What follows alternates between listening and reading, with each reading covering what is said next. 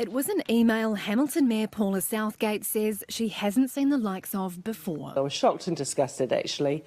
My mouth just fell open. Hamilton City councillor Andrew Bidder, seen here at a council meeting, had written to neighbouring Waipa district. Seen here, slouching, Sleeping. asleep.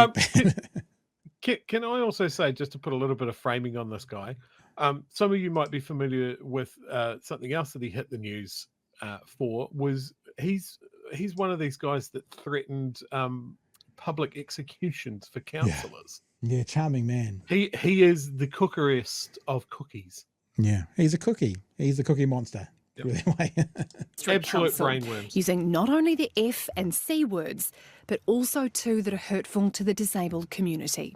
So, Chewy, we don't need to say it right now, but I saw a lot of people tweeting out today, what is the S word? Because some newspapers said S star C. Yeah.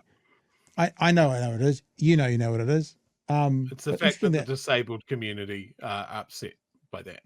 But actually, to be honest, I had to go, what's it? And like when people say the F word now, there's like a couple of offensive F words. You're like, which one are you talking about? Like, is it the LGBT slur? Is it the fornication slur? Which is it? All these slurs. Not enough time. We'll keep going. We hear language such as spastic and retard.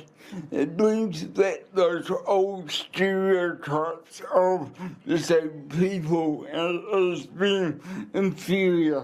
So it really disappoints me and the disabled community when we hear those terms used out of context in quite derogatory and demeaning ways. Amid the backlash. That was interesting.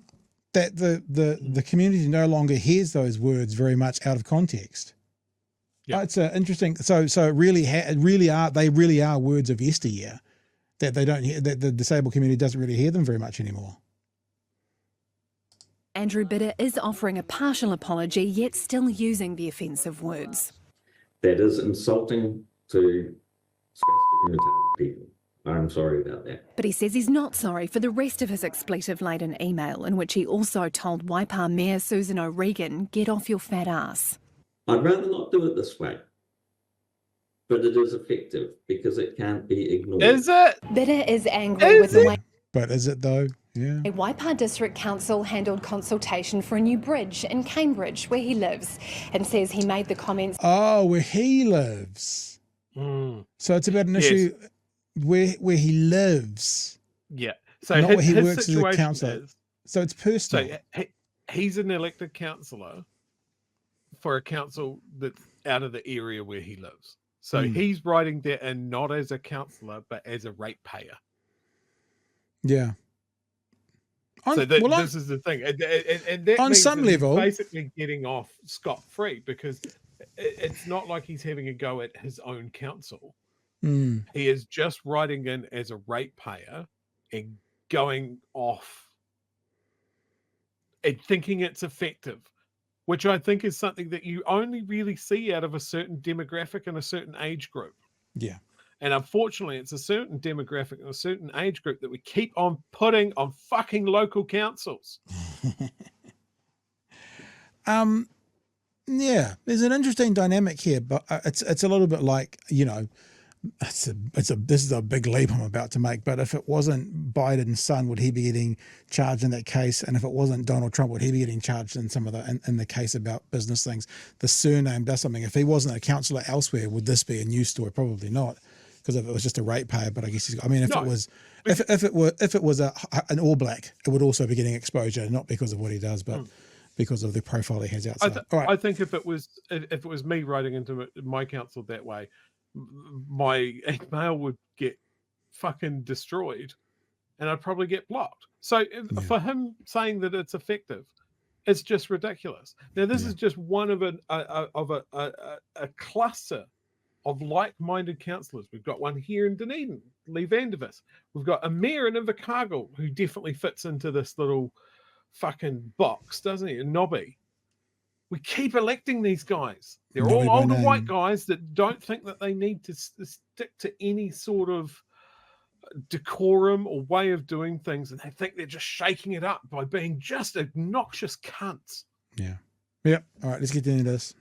As a private citizen, Hamilton's mayor has laid a code of conduct complaint against him, but doesn't have the power to remove him. I wish I was able to have that option to make him stand down, but I don't. He was democratically elected by the wider public, and so unless they decide he has to go, he doesn't have to go. Hamiltonians will be able to give their verdict in the local body elections next year. Yana Katurala, News Hub. Well, we're going to move quite quickly into the second story. But before we do that, Chewie, do you have anything else you want to add to that quickly? Just really quickly, we mentioned this when we covered some of the local body elections, but this is a really clear sign of what happens when only a certain demographic votes in local body elections. Yeah. Because people don't think that they're important. They get these dusty old cunts from ratepayers groups that just fuck everything up. And if you're politically motivated for the national level politics, then you can be politically active for the local body stuff as well. It's important too. And it's particularly bad at the moment after the COVID lockdowns and the protest at Wellington.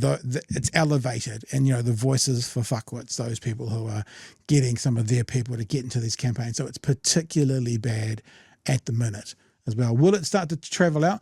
I mean, to be honest with you, I know we're not a subset of America, but when America sneezes, the world catches a cold. And if Trump gets back in, you won't see an end of this. You might see an increase to this kind of candidate over the next cycle or so, but we'll see.